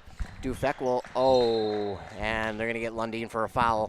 I think if we're being honest, Knospel did a pretty good job of just drawing that foul. So Dufek will get set to inbound once again. They're trying to go to Knospel, but just defense too strong. Dufek, he missed a wide open Yang, and for that he almost forced a turnover. And that's where, for North Branch, you simply just got to find the open man. Yeah, absolutely. They, like you said, they had a guy, and Yang was able to create some space. The Vikings gotta make these passes to the open man. Meanwhile, here's Copeland. He's been so opportunistic. He missed on that one. Oh my goodness, a late foul call, and I think it was a foul, but the whistle just came a little late. Yeah, no, that was certainly a foul. There was a lot of contact there, but a late whistle, and Copeland will get a couple of free ones. Well, Copeland, that is his 7th steal of the game. Meanwhile, that's the 2nd there for North Branch on the foul. Copeland, no good on the first. We get a substitution. Baccarat will check in for Tristan Johnson. And Copeland will attempt the 2nd. This one is good. That's another thing that you'd like to see Cambridge-Isanti improve on. They haven't been as good this year at the free throw line, so something that they will certainly work at. But they haven't been there too often here tonight, but when they have, then okay.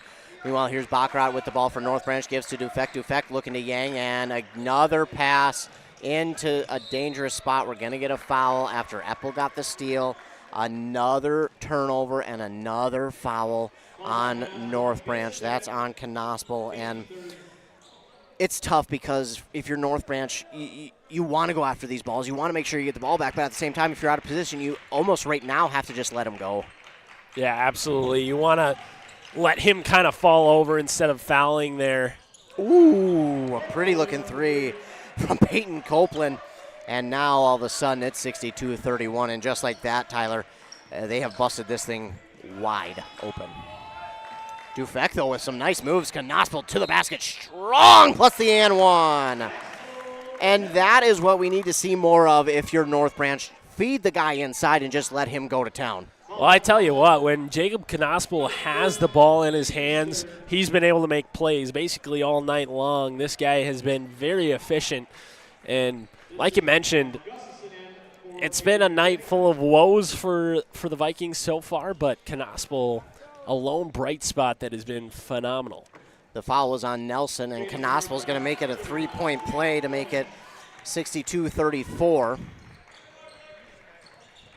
Trey Gustafson, far side corner. That is good. And you hear the bench stand up and give him the ooh and ah. They like that one. Yeah, it's fun when the freshman makes a big three-pointer like that. And, you know, he is, for a freshman, he is really composed. He has a lot of composure about him. the way he handles himself on the court, if you're just watching, you didn't look at the roster, you wouldn't know he's a freshman. No, absolutely not. He's the guy that McDonald relies upon to make some big shots. So credit to him for working hard and getting to the place that he is. Meanwhile, they try to give underneath to Knospel, but this time he is guarded well, and that is Disson who says, no, sir. But nice spin move by Knospel. Strong shot, but no good. Disson is going to get the rebound. They're going to move the ball quickly up with Copeland. Oh, my, what a move, what a shot, but they're going to call him for a travel. And Mike McDonald shakes his head, yep, one too many on that one. You know it. He's still smiling over there because I think he's impressed by the play itself. But there was a lot of athleticism there, just not enough dribbles, you know? Exactly. Meanwhile, here come the Vikings. Johnson, give underneath. He finds Onash, blocked. And Gustafson almost got it back, but what a block there. Oh, they will say a foul. So it will be Blue Jackets ball regardless. So back row gets the foul called on him, and Blue Jackets benefit. They're going to get the ball back. Yeah, you can't foul there if you're the Vikings. Again, it's one of those where very well could have been their ball if the foul isn't called. Gustafson will now give to Eppel. That's a long three, and that just hasn't been his game here tonight. Robertson, well, that's going to be an over and back anyways. This will be interesting because,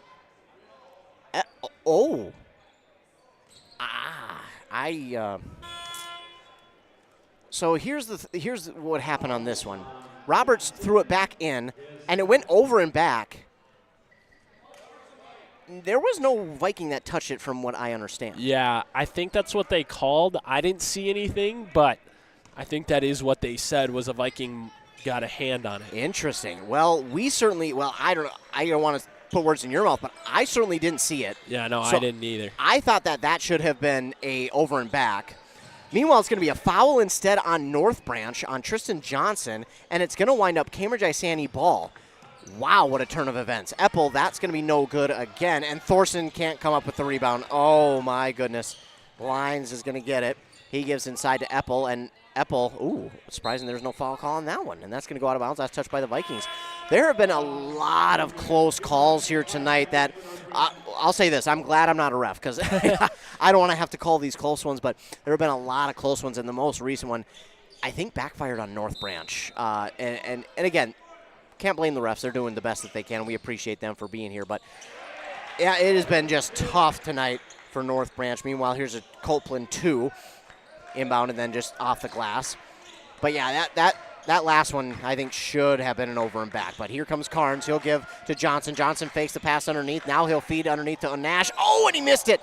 And that's going to go out of bounds. Last touch by Cambridge-Isanti. So North Branch catches a break there. But Onash, those are the ones you just simply can't miss. Yeah, no, that was a wide open short floater there. If you're the Vikings, you got to be near perfect with all of those open shots to have a chance in this one. We get a foul here on Cambridge-Isanti. And that's another one that was close. That'll be on Copeland. But yeah, and I'll give Onash a little bit of a break too because he just came in off the bench. He didn't play in the first half, so he's coming in a little bit cold. So, oh my goodness, he did. Disson is able to get that steal off the inbound. I wasn't sure if he stayed in, but he did. Meanwhile, here's Lyons. He gives to Disson. Disson, another late whistle there. They're going to say they got more than the ball, did North Branch. I think that was the right call there. It looked like one of the defenders got the forearm of Disson right there. So Disson will go to line and shoot 2. That foul was on Onash. And the first one is up and no good here from Disson. Knospel will check in for Onash.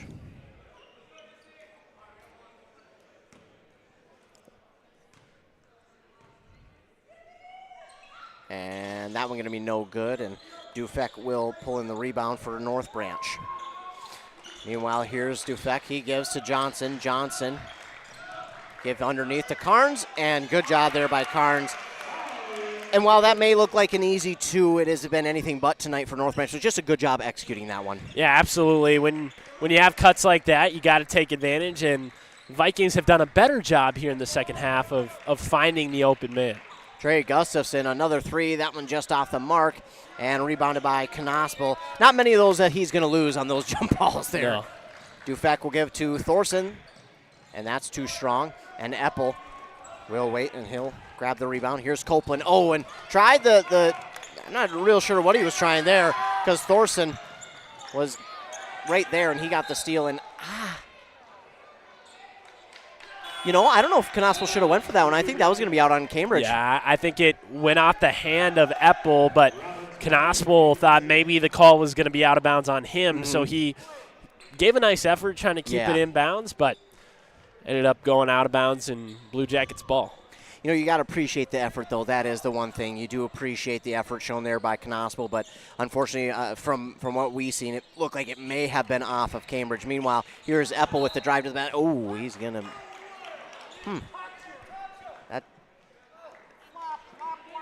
That's really, really touchy foul right there. That's unfortunate for Knospel. That looked like Eppel may have. That was close. We'll put it that way. Yeah, North Branch fans are not too happy about that call. No, that's for sure. I can definitely see why. But Eppel will go to line and shoot 2. Eppel will miss on the first. We got somebody in the student section with some sound effects, and I love it. You gotta love when high school sports. Yes, student sections get into it, and it's nice and it's friendly fun. Yeah, Meanwhile, exactly. We'll get a timeout called here, and we'll take commercial break. We'll be back after 30 seconds on WCMP. Are you ready to get back to doing what you love?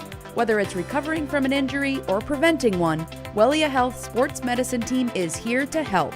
From kids to adults, we specialize in treating sports injuries, including concussions. We're here to get you back to peak performance. Call us today at 320-679-1313 or schedule an appointment through MyChart. Visit welliahealth.org.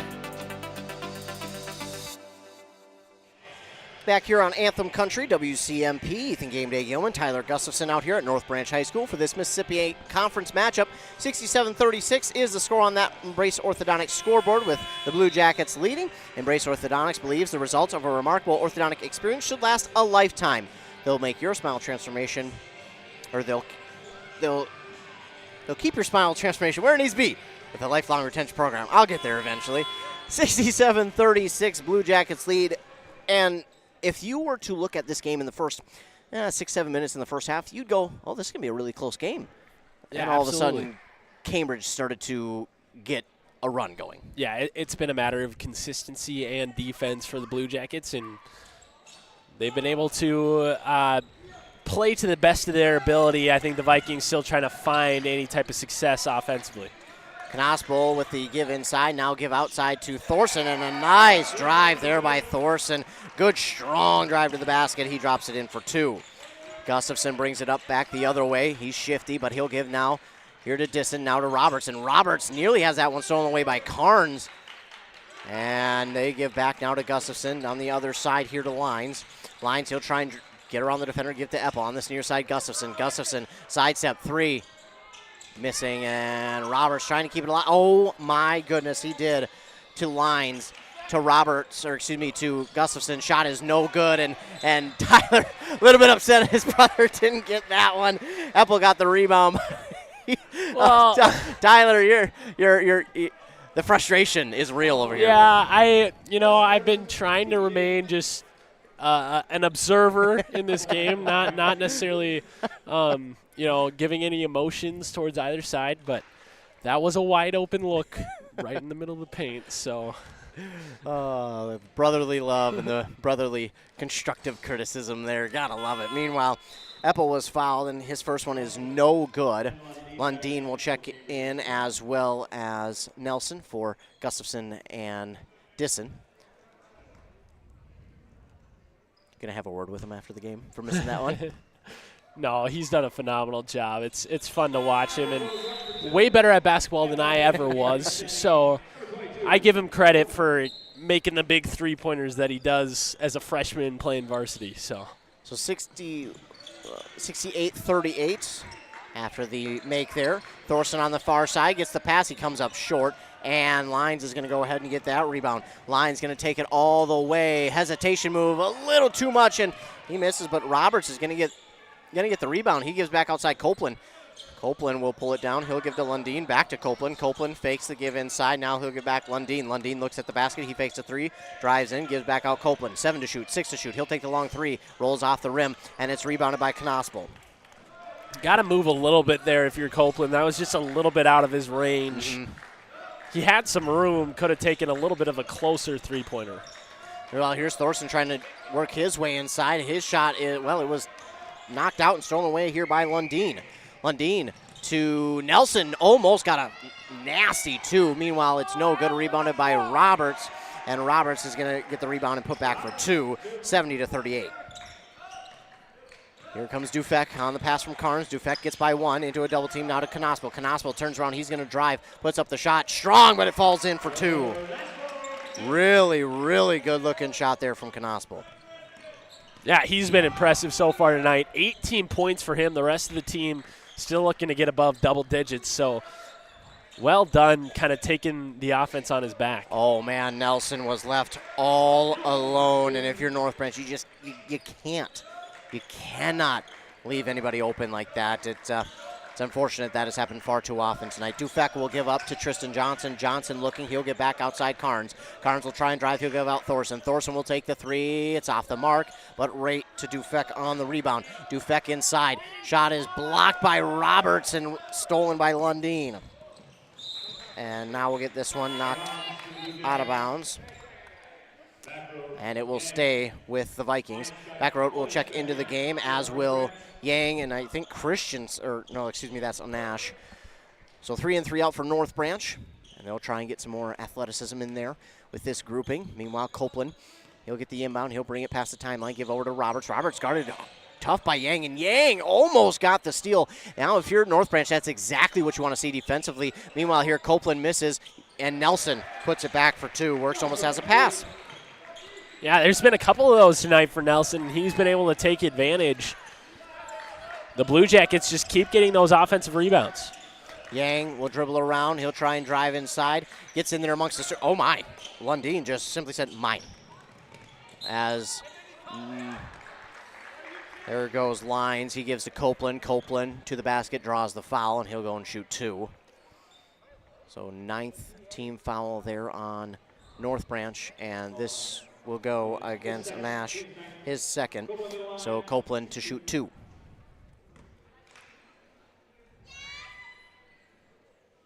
That one's going to be no good. Well, I'll tell you what, the mood in this gym, especially on the home side, is not very favorable towards the referees right now. No, there have been a couple of calls that have been really close. Oh, my goodness, Baccarat. And there's the frustration. So Lyons is going to get the rebound, put it back for two after both Copeland misses, and Baccarat should have. Simply put, have to have that. But, yeah, there have been some close calls that haven't quite gone the Vikings' way, and I can definitely see why some Vikings fans would be upset. Meanwhile, Knospel inside drops it in for two. What a play there by him, but then back the other way. Lyons just somehow got behind the defense, and no one was there. Yeah, Copeland with a quarterback type of overhand throw, able to get it down to Lyons in a wide open lane. Carnes back inside to Knospel. Strong drive. Shot's no good, but he draws the foul, and he'll go to the line and shoot two.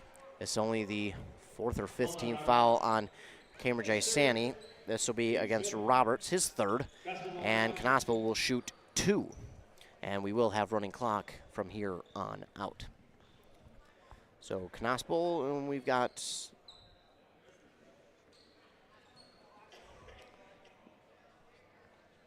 looks like either perspiration. Yeah, I'm assuming perspiration on the floor. They just want to get that wiped up and taken care of. That way nobody slips and hurts themselves. So, clock is still running. I'm not quite sure it's supposed to run when we have an official timeout. Yeah, I'm not so sure. I'm not a rules expert, but an official timeout. I don't know the official rule right, on that. Right. But I believe it at least should have stopped for while they were wiping it up. Maybe I'm wrong. Meanwhile, Knaspel will miss on the first.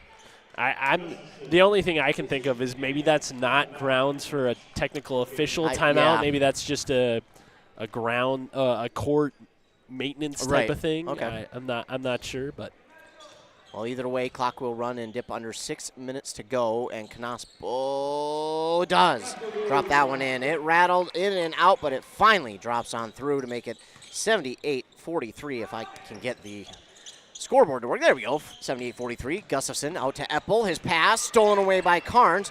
Carnes will bring it up, and Carnes drops it in for 2 plus the and 1.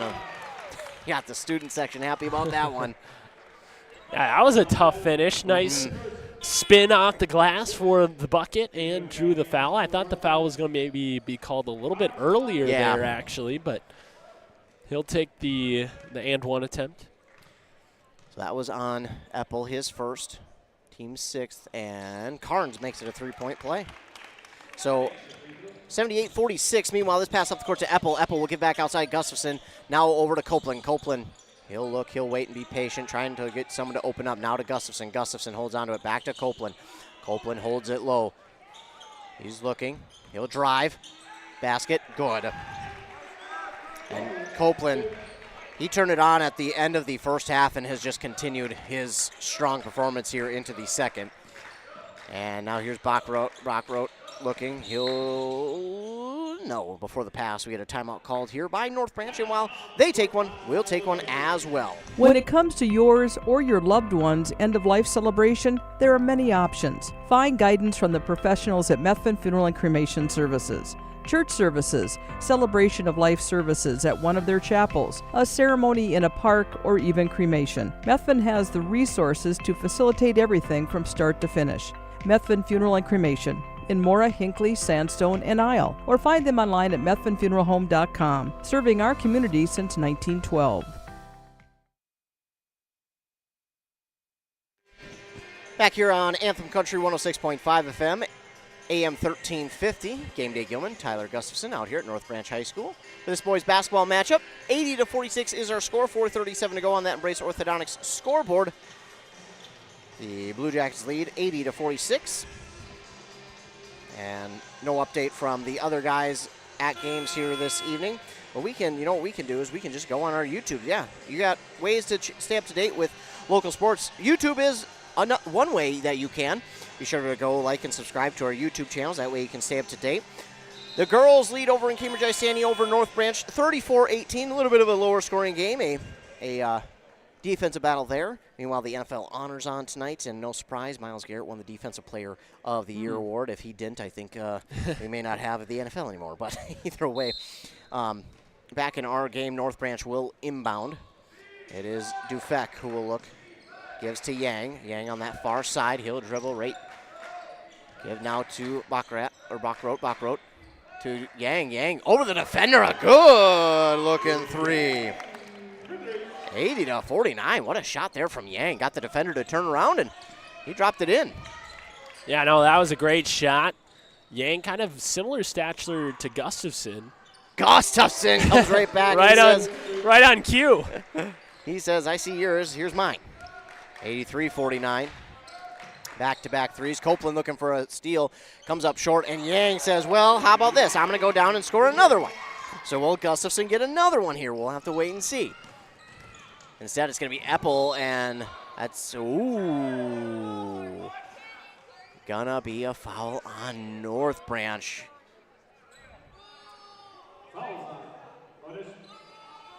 Interesting. Nash is going to draw the foul there. I thought he was pretty set. I didn't think his feet were moving. Well, that will allow Eppel to shoot 2, and now we're going to get a plethora of new guys in here for Cambridge-Isanti. And I'll just hope and pray that I've got them on the roster. Looks like we got at least a few of them. Meanwhile, Eppel does hit the first. It's 84-52. Yeah, we'll get 5 in, 5 out once these free throws go in. So we got 2, 11, 30, and 42. 11 is Conrad Vavra. 30 is Brady Salo. 42 is Dimitri Shiloh. We just don't have number 2. We'll get that, though. And Eppel hits them both. And he'll check out of the game and bring in the rest of the backups. 40 also not on our roster, but don't worry, we'll get that. As well as, I know we had one more on there. 42, and I'm missing one. 30, so maybe just the 2 that we don't have. Meanwhile, Yang on this near side gives to Tristan Johnson. He'll drive inside. Shot is up, no good, but he's fouled. Pretty good foul there.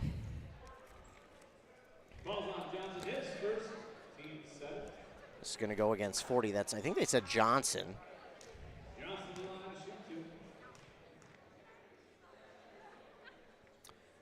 First one is up and good by Tristan Johnson. So 85-53. This one good as well. So Tristan Johnson, his first points of the game come at the free throw line. It's 85-54. They'll move this ball up the court quickly to number 2. And again, I apologize. We will try and get those names to you as quickly as we can. I'm trying to find them right now. Yeah, unfortunately, Blue Jackets, no roster on their conference website that I could see. Maybe I just don't have the, the access keys. Meanwhile, here's Backrot with the steal and the drive, no good.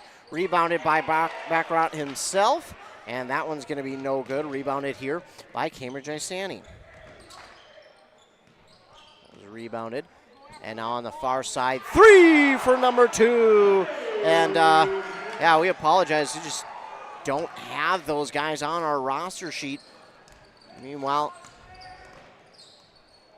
here's Backrot, 88-54. On the far side, the give to Tristan John. No, excuse me, that's Dufek. He'll try and go inside to Onash, and that will draw the foul with 50 seconds to go. I think that's going to go on number 40, which should be, again, his second. Listen to the PA announcer here. He did say Johnson. Yes.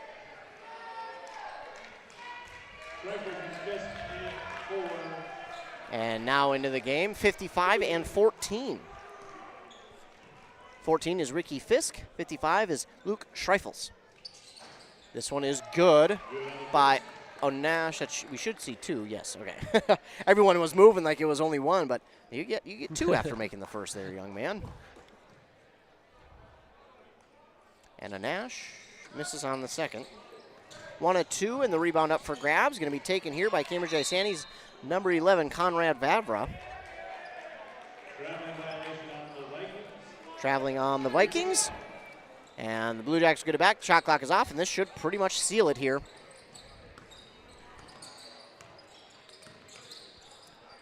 Meanwhile, here is Ricky Fisk.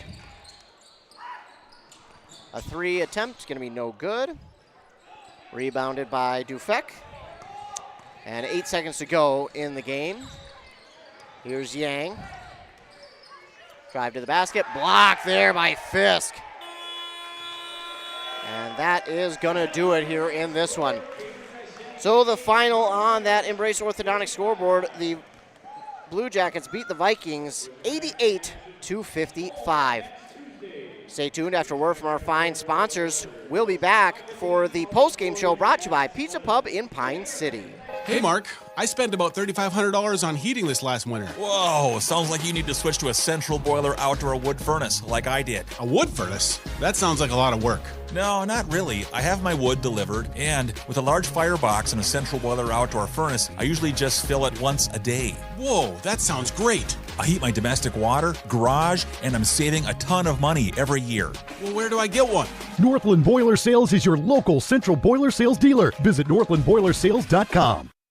In service to one, in service to all, for over 100 years, the Pine City Knights of Columbus has donated thousands of dollars and volunteered countless hours to many great programs in the Pine City community. Stay tuned for more information about their upcoming events. They need your support at these events to help raise funds for the continued support of these programs.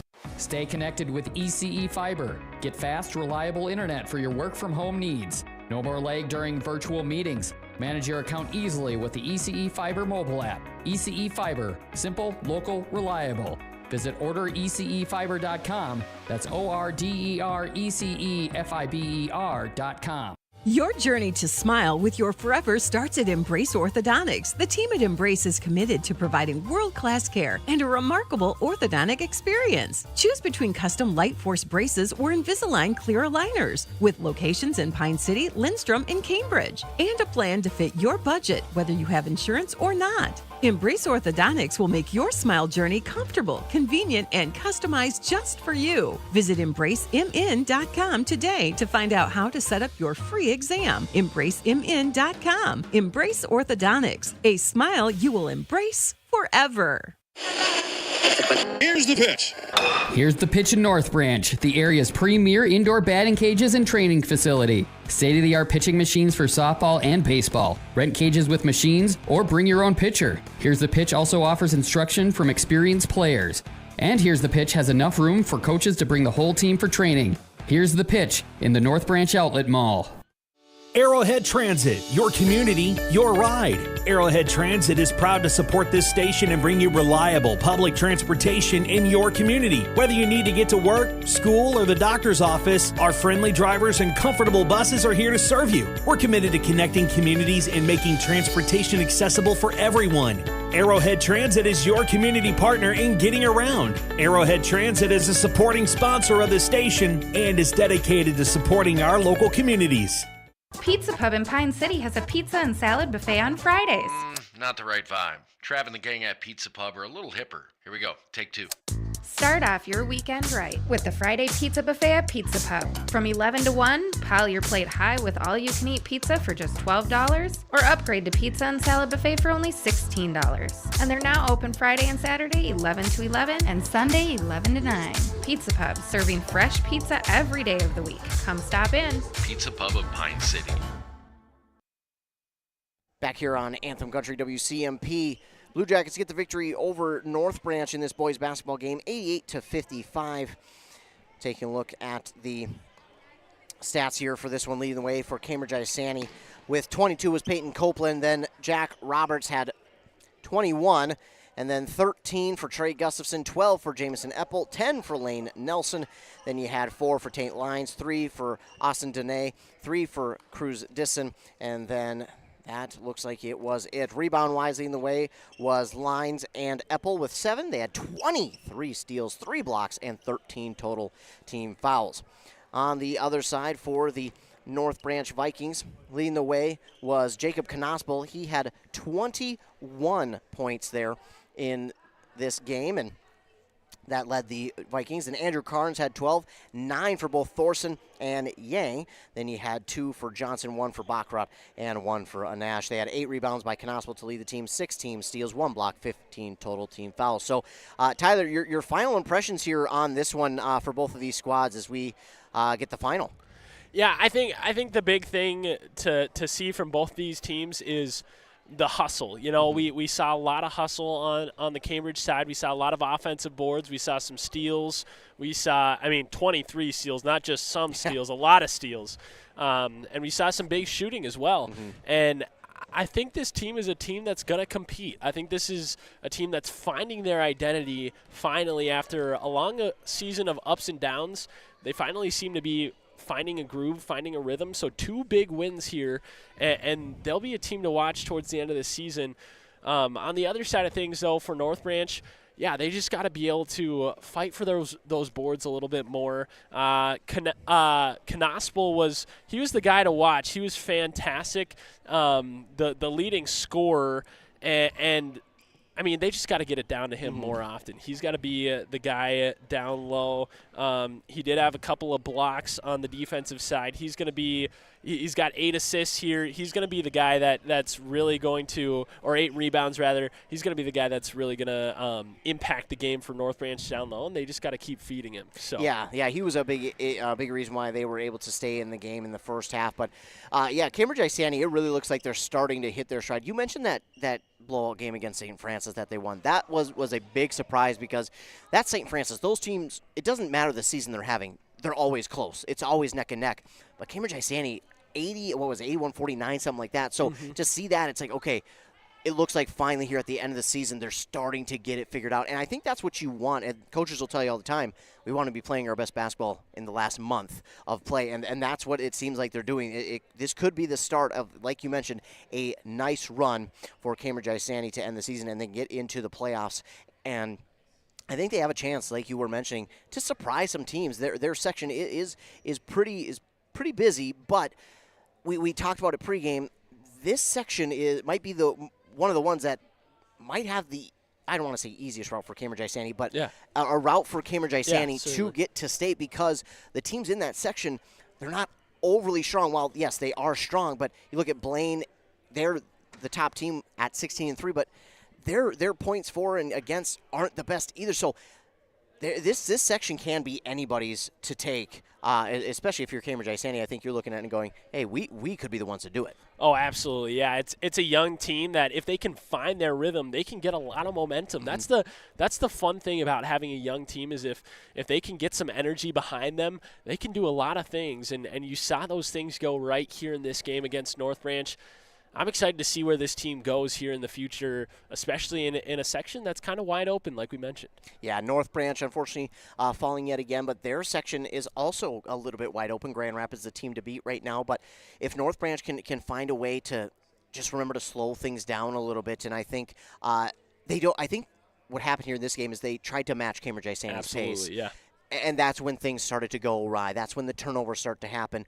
But we've seen it here in the second half, too. Once they started to settle in a little bit more and just play their style of basketball, that's when they started to have success again. So I think if they can start settling into games and not worry about what the other team is doing, just focus on their game plan, I think they'll be just fine. And they could wind up being a team that surprises somebody in the playoffs as well. So that is going to do it, ladies and gentlemen, for us. I just want to take this time to thank all of you, our loyal listeners who tune into this and every other broadcast that we do. We appreciate you. Want to thank all of our fine sponsors as well for sponsoring this and every other broadcast that we do. We wouldn't be able to be out here without them. Plus, we wouldn't be able to bring this game for free. So huge shout out to them. Want to remind you that you can stay up to date with local sports on this very YouTube channel. Be sure to like and subscribe. You'll get the notification if you are, and then you just got to click it, go right to the live video or audio. You can also go to our website, WCMPradio.com, go to the sports tab, click on broadcast schedule. That will show you all the links that we have for the games coming up that week, plus interviews with coaches and players on there and articles from games that we've been at. Be sure to tune in to the 100.9 FM Cool Country Morning Show with Josh Ramirez every weekday at 7:45 and 8:45. I'll be talking sports and recapping the night before, the day of, and the weekend of, or the weekend prior as well. And another way you can stay tuned is our social medias, our Facebook and Instagram, plus our X or Twitter at QMedia Sports for all things local sports. Once again, the final, the Blue Jackets beat the Vikings 88-55. And Tyler, any final thoughts here on this one as we wrap it up? Yeah, just a good standout victory here for the Blue Jackets, a statement win, and they're getting on a little bit of a run here. They could be a big contender here to finish out this season. No doubt. That is going to do it, ladies and gentlemen. Thank you so much for tuning in.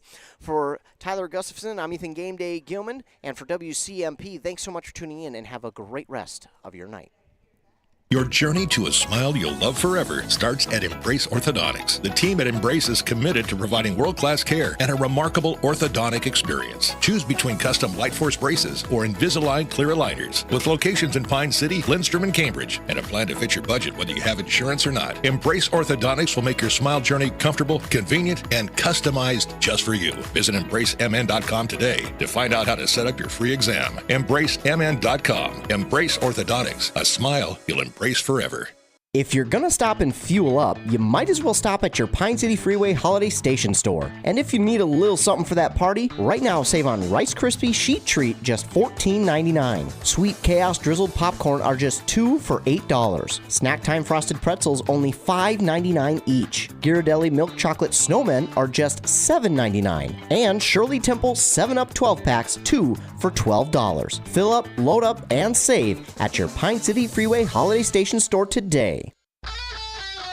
That concludes our broadcast from WCMP Sports, a Q Media Group radio station, and brought to you in part by local advertisers. For high school sports schedules, scores, and interviews, visit WCMPradio.com. Catch more local live action all season long, right here on this local radio station. Also available via the WCMP mobile app, available for free download in the App Store, and multiple Q Media Group YouTube streams. Thank you for joining us. Now back to regularly scheduled programming. WCMP's 100.9 FM, 106.5 FM, and 1350 AM. Licensed out of Pine City.